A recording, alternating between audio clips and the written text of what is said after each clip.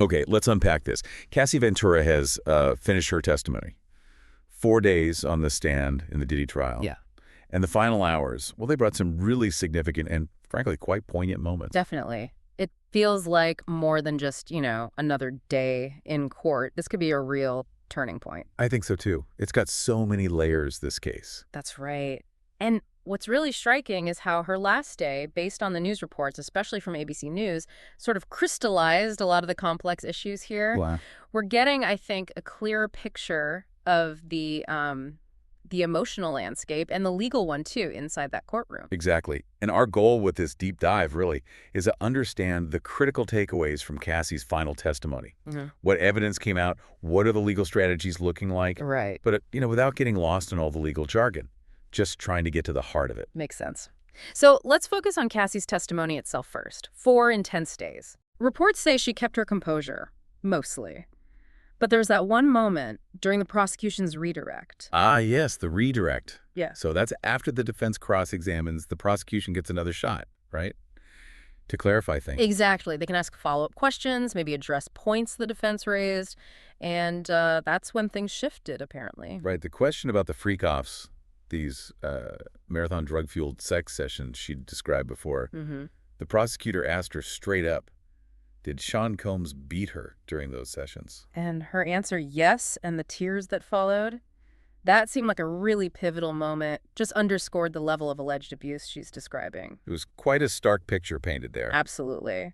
And then, almost right after that, her comment about the $20 million settlement. Oh, right. That was huge. Saying she'd be willing to give it all back for agency and autonomy. I mean, what does that suggest to you?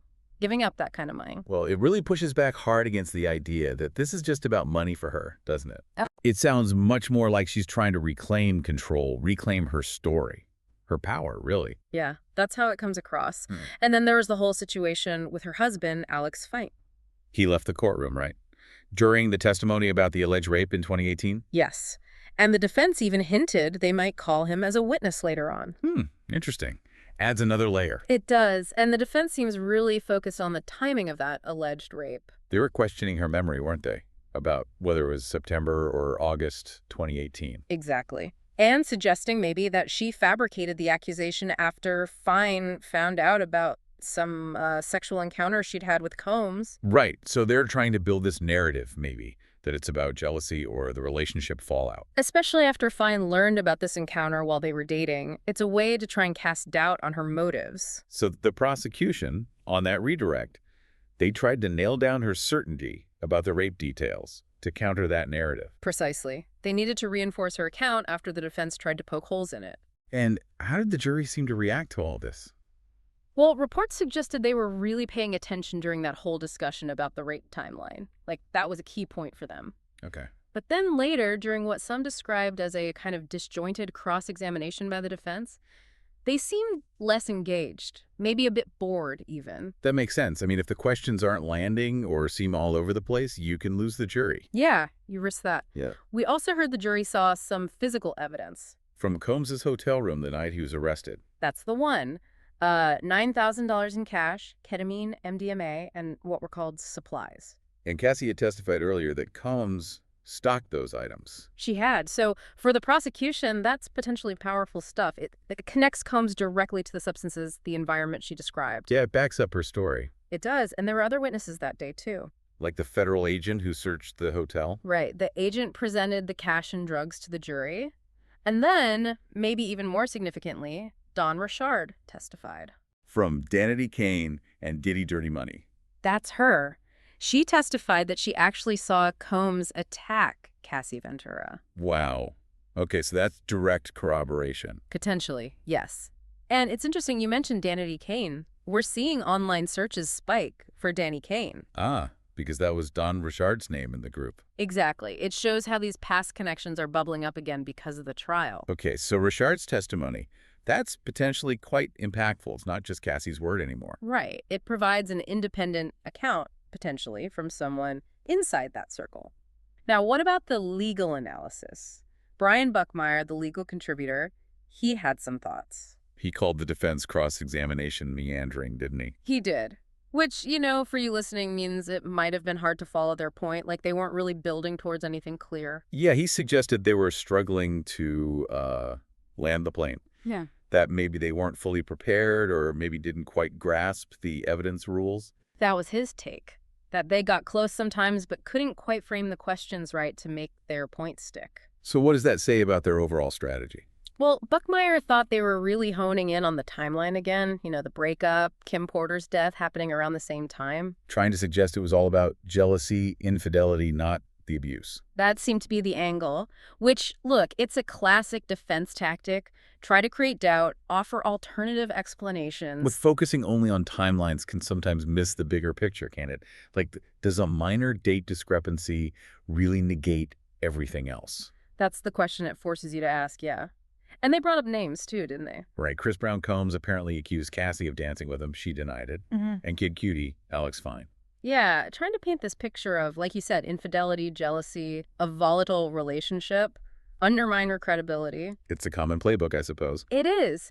We also heard about that argument between the lawyers about how long Cassie was testifying. Because of her pregnancy, right? She's nearly 9 months along. Exactly. The judge insisted they finish her testimony that day. The prosecution was even worried about a mistrial, apparently. Wow. Thankfully, that didn't happen. No, but it really highlights how delicate things were.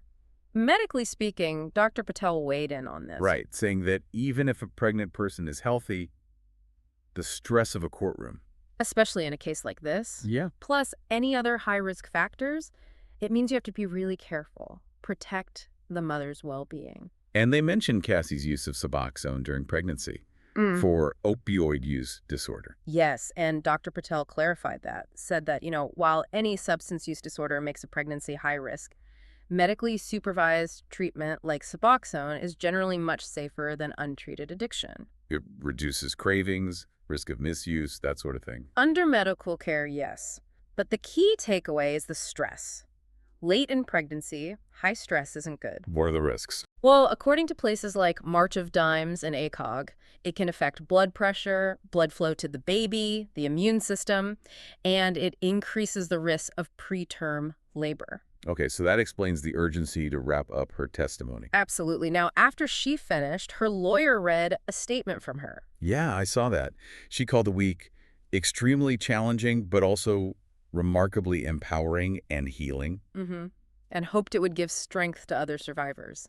That line, the more I heal, the more I can remember, and the more I can remember, the more I will never forget. That was powerful. Really stuck with me. Very powerful. And the legal experts reacted too. The prosecution-leaning expert, Bernardo Vallona, he really framed her as courageous, resilient. He pointed to her willingness to return the settlement money, right, as proof it wasn't about cash. Exactly. Said it showed a genuine desire for well-being over financial gain. And Brian Buckmeyer, even though he often looks at the defense side. Even he acknowledged, basically, no one's questioning whether or not Cassie is a victim. He even said it could be an extreme instance of abuse. But he had a concern too, didn't he, about how the defense might use her statement. Yeah, he worried they might try to twist the language her talking about healing and abuse to argue against potential sex trafficking charges. Focusing on abuse rather than the specific legal elements of trafficking, which involves coercion for commercial sex acts. Okay.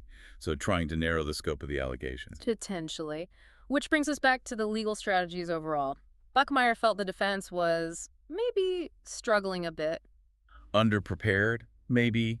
Not fully grasping the evidence rules. Yeah. Leading to a less effective cross-examination. That was his assessment, yeah.